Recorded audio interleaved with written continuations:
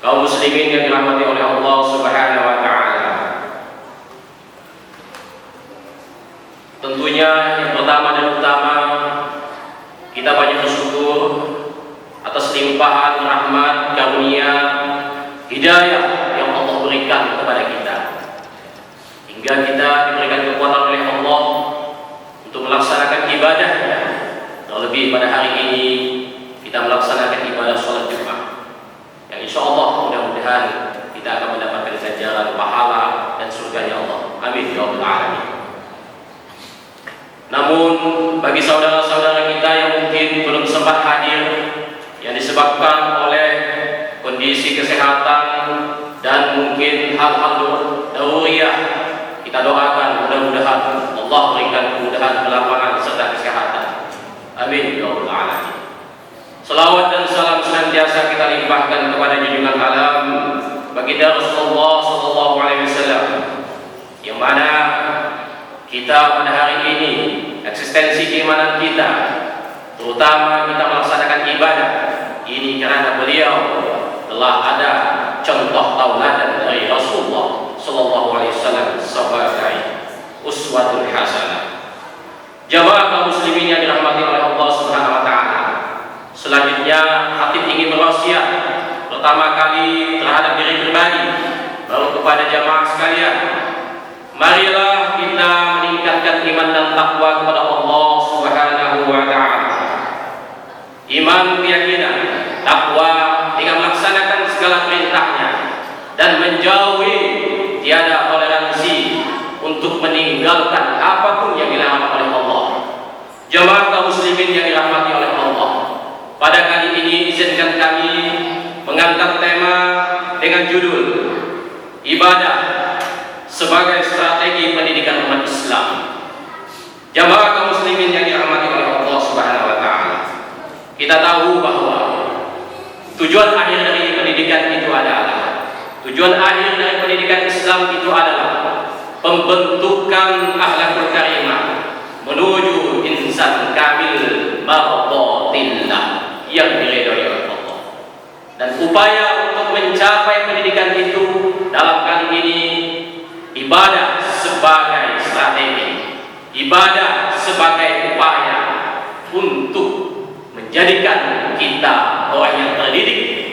Yang disampaikan tadi adalah kita menjadi hamba yang insan kamil mardatillah, insan sempurna yang diridhoi oleh Allah Subhanahu wa taala.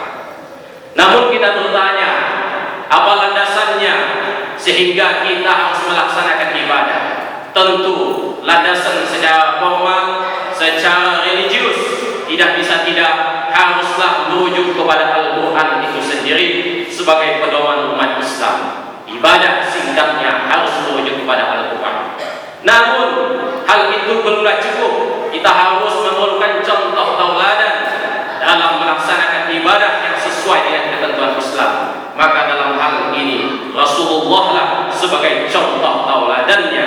Artinya bahwa ibadah tidak boleh dilakukan sembarangan. Dia harus berdasarkan kepada tauladan sebagaimana yang dilakukan oleh Rasulullah SAW. Namun poin kita yang penting kita hari ini adalah mengapa dengan Rasulullah? Ternyata Rasulullah itu pertama kali dihadirkan Allah, diutus ke muka bumi, tak lain dan tidak bukan adalah untuk menyempurnakan akhlak. Innama bu'istu liutammima makarimal akhlak. Pertanyaannya adalah kenapa Nabi? Kenapa Rasul? Karena dia adalah manusia terbaik yang dihadirkan Allah di muka bumi. Wa innaka la'ala khuluqin 'azim. Karena Nabi mempunyai akhlak yang luar biasa, azim. Mengapa azim? Karena Nabi adalah implementasi akhlaknya adalah implementasi Al-Quran. Karena khuluqul Quran. Jadi apapun yang dilakukan Nabi, semuanya itu tergambar di dalam Al-Quran. Tentu kita bertanya, kenapa dengan Al-Quran sebagai rujukannya? Karena Al-Quran itu adalah hudan lil muttaqin. Zalikal kitabul la raiba fihi hudan lil muttaqin. Itulah Al-Quran yang di dalamnya tiada raguan bagi orang-orang yang mendapat sebab itu, maka ibadah kita harus merujuk kepada dua pegangan utama, yaitu Al-Quran dan dalam bentuk aplikasi adalah Rasulullah SAW. Pertanyaannya adalah, kenapa kita harus menjadikan ibadah itu sebagai strategi pendidikan umat Islam? Mengapa ternyata ketika kita menurut ibadah itu paling tidak memiliki 3 poin penting yang harus kita pahami dan harus kita laksanakan, sehingga tercapailah bahwa pendidikan umat Islam itu benar-benar menjadi sesuatu yang penting dan bisa dilaksanakan karena kita telah menggunakan strategi yang bernama ibadah. Yang pertama adalah ibadah itu akan melahirkan strategi perwajahan. Dengan kata lain, ibadah itu akan menampilkan strategi penampakan. Dengan kata lain, bahwa ibadah itu akan melahirkan strategi akhlak. Orang yang beribadah nampak akhlaknya. Orang yang beribadah nampak perwajahan muslimnya. Orang yang beribadah nampak tampilannya bahwa dia adalah orang Islam. Itu poin pentingnya. Tentunya kita bertanya, tampilan yang seperti apa yang harus diupayakan dilakukan oleh orang yang beribadah? Jawabannya sederhana. Tampilannya adalah orang yang beribadah itu adalah tampilan yang berakhlakul karimah, baik lisannya maupun perbuatannya. Jadi yang pertama adalah strategi yang kita harus lakukan adalah dengan ibadah itu melahirkan tampilan lisan yang berakhlakul karimah, perbuatan yang berakhlakul karimah. Jamaah kaum muslimin yang dirahmati oleh Allah Subhanahu wa taala. Ada sebuah hadis qudsi yang artinya adalah seorang hamba akan mendekatkan diri kepadaku hingga aku mencintainya, dan bila aku mencintainya, menjadilah pendengaranku yang digunakannya untuk mendengar, penglihatanku digunakannya untuk melihat, tanganku digunakannya untuk bertindak, serta kakiku digunakannya untuk berjalan. Artinya bahwa jelas hadis ini menyatakan bahwa kita harus menampakkan sebagai sosok hamba yang beribadah, lisan dan perbuatan kita adalah akhlakul karimah. Jemaah kaum muslimin yang dirahmati oleh Allah Subhanahu wa taala. Strategi yang lahir dari ibadah itu adalah bahwa ibadah itu melahirkan strategi rasional. Artinya orang yang beribadah itu adalah orang yang rasional, orang yang masuk akal. Tidak ada ibadah yang tidak masuk akal. Tidak ada. Pertanyaannya adalah, apa standar masuk akal itu? Apa standar rasional itu? Kita orang Melayu, kita orang rumpun Melayu, kita orang Islam pasti tahu bahwa akal itu penting. Akal bisa membedakan yang baik dan yang buruk. Maka standarnya ada 4. Akal itu perannya yang pertama adalah mampu menimbang yang mana baik, yang mana buruk. Orang yang beribadah dia cerdas, menimbang baik dan buruk. Yang kedua, orang yang beribadah adalah orang yang mampu membedakan hina dan mulia. Insya Allah kita berjamaah sholat pada hari ini, kita insya Allah diberikan hidayah oleh Allah, mampu membedakan bahwa jamaah melaksanakan ibadah sholat Jumat ini adalah dalam rangka meraih kemuliaannya.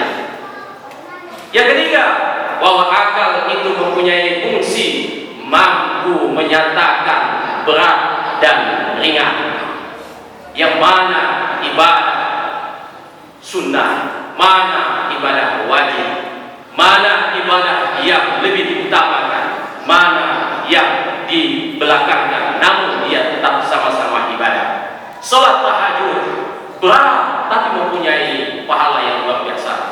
Tetapi sholat 5 waktu sepertinya ringan, tetapi dia menjadi wajib.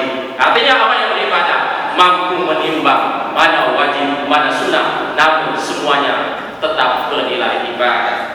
Kemudian akal itu mampu menimbang, yang terpenting adalah membuat keputusan. Orang yang beribadah otaknya cerdas, orang yang beribadah rasionalnya jalan, sehingga dia mampu membuat keputusan. keputusannya adalah keputusan yang bukan emosional, keputusannya adalah keputusan yang rasional, yang di bawah bimbingan akalnya Allah, tentunya adalah la ilaha illallah, bismillahirrahmanirrahim. Oleh sebab itu ada satu ayat yang menyatakan bahwa pentingnya kita menggunakan akal. Di dalam surah Al-Anfal ayat 22, A'udzubillahi minasyaitonirrajim. Bismillahirrahmanirrahim. Inna syarrad dawabi indallahi summa buhumul ladzi la ya'qilun. Sesungguhnya makhluk yang seburuk-buruknya dalam pandangan Allah ialah mereka yang tuli dan bisu, yaitu tidak mendengar dan tidak memahami kebenaran, yaitu orang yang tidak menggunakan akal.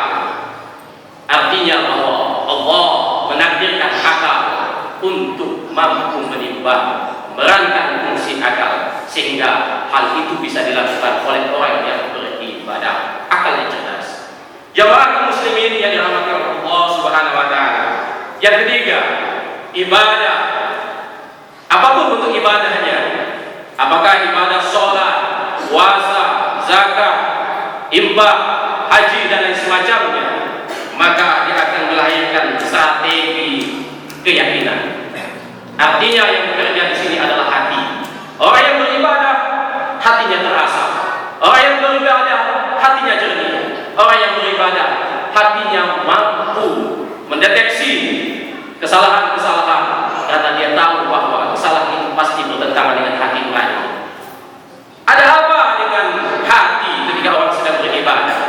Bagaimana kiat-kiat untuk bisa memberdayakan hati agar hati itu menjadi cerdas? Maka dalam hal ini ada 3 kiat untuk memfungsikan hati. Yang pertama adalah lakukan ibadah dengan hati yang mendekat. Jadi dekat. Kita sholat, kita berusaha mendekati Allah. Kita puasa, kita berusaha mendekati Allah. Hati dibimbing. Kita berinfak, kita berusaha mendekati Allah plus mendekati manusia. Pertanyaannya adalah bagaimana supaya kita sholat tetap dekat kepada Allah? Jawabannya sederhana tapi berat, yaitu kunci dekat adalah rajin. Orang yang rajin akan dekat. Semakin rajin, semakin dekat. Jadi hati yang dekat adalah hati yang rajin. Hati yang rajin, ibadahnya harus dibimbing dengan hati yang rajin, dilaksanakan dengan terus menerus. Yang kedua, ibadah dengan hati yang penuh dengan cinta. Jemaah kaum muslimin yang dirahmati oleh Allah Subhanahu wa taala. Cinta yang kita maksud di sini bukan adalah cinta yang bersifat biologis, tetapi cinta yang betul-betul karena Allah. Di dalam surah Al-Imran ayat 31, Allah menyatakan, A'udzubillahi minasyaitonirrajim. Bismillahirrahmanirrahim. Qul in kuntum tuhibbunallaha fattabi'uni yuhibbukumullah. Kata Allah, katakanlah, jikalau kamu mencintai aku, ikutilah aku, maka aku akan mencintai. Artinya apa? Hati ini yang sedang beribadah, supaya hati ini akan tumbuh cinta yang semakin semerbak, maka lakukan dengan cara ikuti apa yang diinginkan oleh ibadah itu, ikuti apa yang diperintahkan oleh yang mensyariatkan ibadah itu, ikuti. Jadi cinta kuncinya adalah mengikuti. Orang yang mencintai berarti dia mengikuti. Mencintai seseorang berarti dia mengikuti seseorang.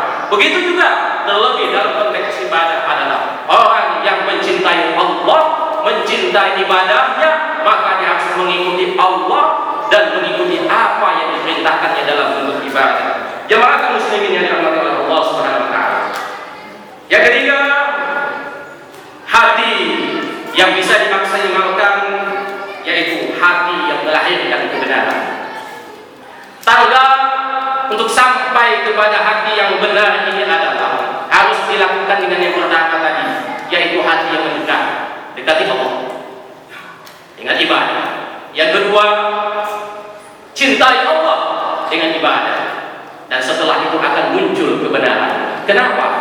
Karena orang yang melakukan sesuatu itu yakin karena dia benar apa yang dilakukannya. Sholat dia lakukan yakin berulang kali karena benar itu sholat adalah ibadah. Karena yakin sholat itu mempunyai pahala yang luar biasa.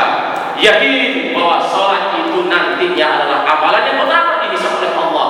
Makanya hati yang bisa membaca, mendeteksi kebenaran itu, insya Allah hatinya akan sampai kepada kebenaran. Kita melakukan itu harus berulang-ulang, jadikan sebagai kebiasaan. Jamaah kaum muslimin yang dirahmati oleh Allah Subhanahu wa taala. Jadi itu semua harus kita lakukan dengan cara adalah yakini bahwa ibadah itu adalah sebagai kunci dalam setiap melaksanakan, terlebih dalam hal ini adalah pendidikan Islam.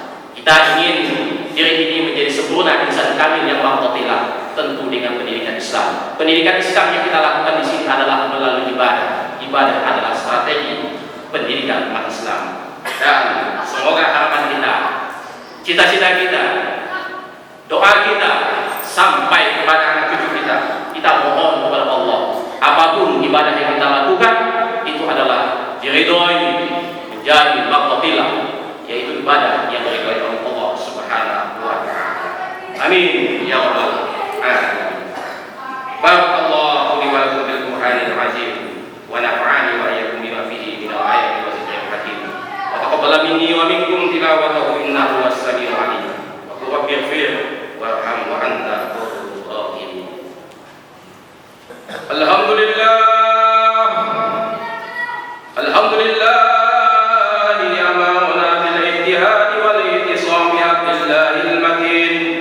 أشهد أن لا إله إلا الله وحده لا شريك له إياه نعبد وإياه نستعين وأشهد أن سيدنا محمدا عبده ورسوله المبعوث رحمة للعالمين اللهم صل وسلم وبارك على سيدنا محمد وعلى آله وأصحابه أجمعين أما فيا عباد الله اتقوا الله ما استطعتم وسارعوا إلى مغفرة رب العالمين واعلموا أن الله سبحانه وتعالى أمركم بأمر بدأ به بنفسه وثنى بملائكته المسبحة بقدسه وقال تعالى في كتابه العزيز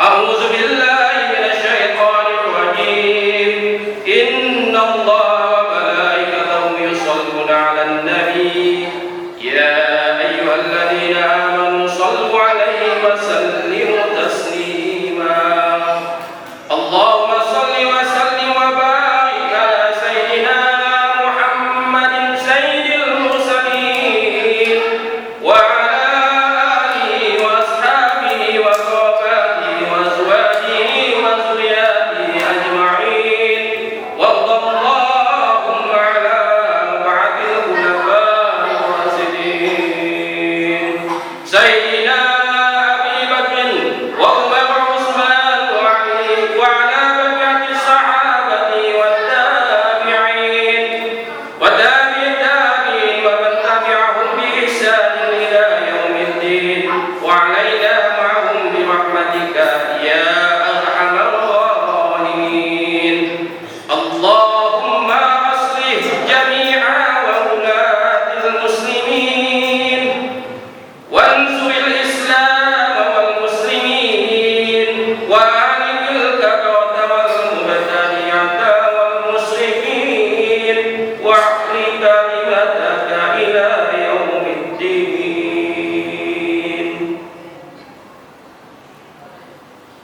اللهم اغفر للمسلمين والمسلمات والمؤمنين والمؤمنات الأحياء منهم والأموات برحمتك يا أرحم الراحمين اللهم إني أسألك وتوسل إليك بنبيك نبي رحمة محمد يا أبا القاسم يا رسول الله إنا توجهنا واستشفعنا وتوسلنا بك إلى الله وتقدمناك بين يدي حاجات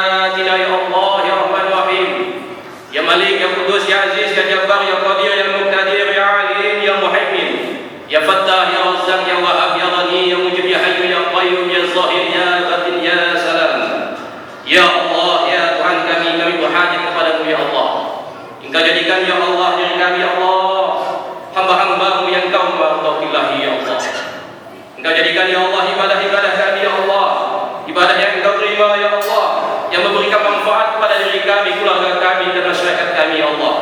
Dan jadikan kami ya Allah, kami sebagai hamba-hamba-Mu yang soleh ya Allah, yang senantiasa istiqomah dalam melaksanakan ibadah kepada-Mu ya Allah. Rabbana zalamna anfusana wa illam taghfir lana wa tarhamna lanakunanna minal khasirin. Rabbana la tuzigh qulubana ba'da idh hadaytana wa hab lana min ladunka rahmatan innaka antal wahhab. Rabbana atina fid dunya hasanah wa fil akhirati hasanah wa qina azabannar. Ibadallah, innallaha ya'muru bil 'adli wal ihsan wa ita'i